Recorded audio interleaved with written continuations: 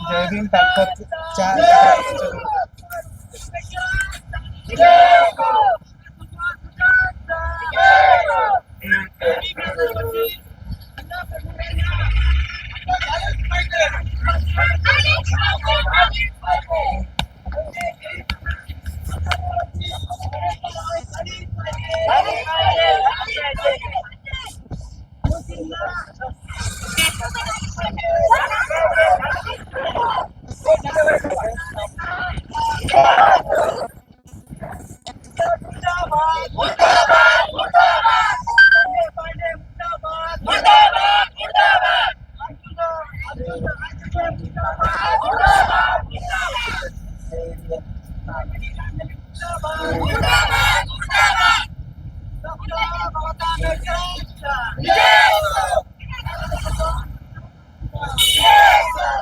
साडेसहाशे घरांना उद्ध्वस्त करून पिक्चर काढलेला आहे.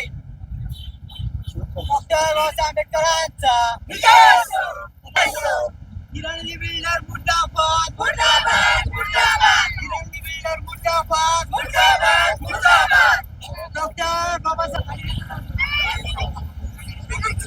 पैसे नव्हते आता गोरगरिबाला उद्ध्वस्त करून घरदार मोडून पिक्चर काढायला निघाली. हिरोनी झाली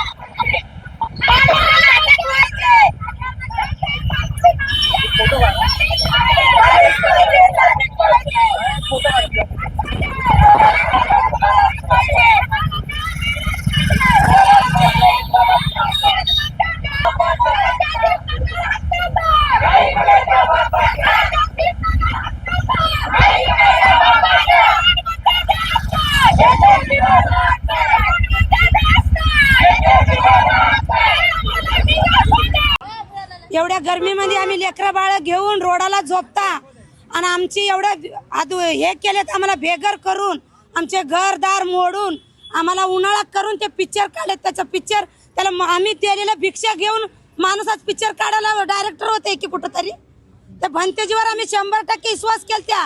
आमच्या एवढ्या 600 घराला बेघर करून आम्हाला लुटून खाऊन पिक्चर काढला. आमच्या लेकरा बाळाच उन्हातानामध्ये मारायला लागल्या. मेल्या काय झालं ते जिम्मेदारी ते राहणार. भंतेजी हिरानंदनी आशाबाई चौरे तर आम्हाला भरपूर लुटून काढली. मीनाबाई लिंबोळे. काय सांगाल या चित्रपटामध्ये जय भीम पॅन्थर जो चित्रपट आहे त्याला विरोध करताय तुम्ही लोक या ठिकाणी रस्ता रोको केलेला आहे काय? सर्व महाराष्ट्राला जय भीम. सर्वप्रथम जय भीम पॅन्थर हा पिक्चर काढलेला आहे. याचे निर्माते शिलवजी भंतेजी आणि सहनिर्माते रामभाऊ ताडे हे आहेत. 2024 6 जून 2024 रोजी हिरानंदनी बिल्डर BMC आणि पोलीस प्रशासन आणि जयभीमनगरमधील काही लोकप्रतिनिधी आणि समाजातील प्रतिनिधी यांनी जयभीमनगर हे 650 कुटुंबाचं होतं. हे 650 कुटुंबाच्या घरांना रोडवर आणण्याचं काम केलेलं आहे. परंतु या 650 कुटुंबाला रोडवर आणण्यासाठी येथील काही लोकांना हिरानंदी बिल्डरनी करोड रुपये दिलेले आहेत. या करोड रुपये घेऊन शिलवजी भंतेजी यांनी हा पिक्चर काढण्यात आलेला आहे असा सर्व रहिवासी आणि सामाजिक कार्यकर्ते यांचा आरोप आहे. निर्माते शिवराज रणतेजी यांनी जे चिवर परिधान केलेले आहे ते चिवर सामाजिक याच्यासाठी घेतलेले आहे, समाजाला प्रबोधन करण्यासाठी घेतलेले आहे ना काही कोणते पिक्चर काढण्यासाठी. आम्हाला पिक्चरचा विरोध नाही आहे, परंतु जे निर्माते आहेत ते भंतेचे निर्माते कसे होऊ शकतात, यांच्याकडे करोड रुपये कसे आलेले आहेत. तर करोड रुपये कसे आलेले ते हिरानी बिल्डरनी त्यांना पैसे दिलेले आहेत. 650 कुटुंबांना उद्ध्वस्त केलेले आहे. आज हे सर्व या रोडवरती राहत आहेत.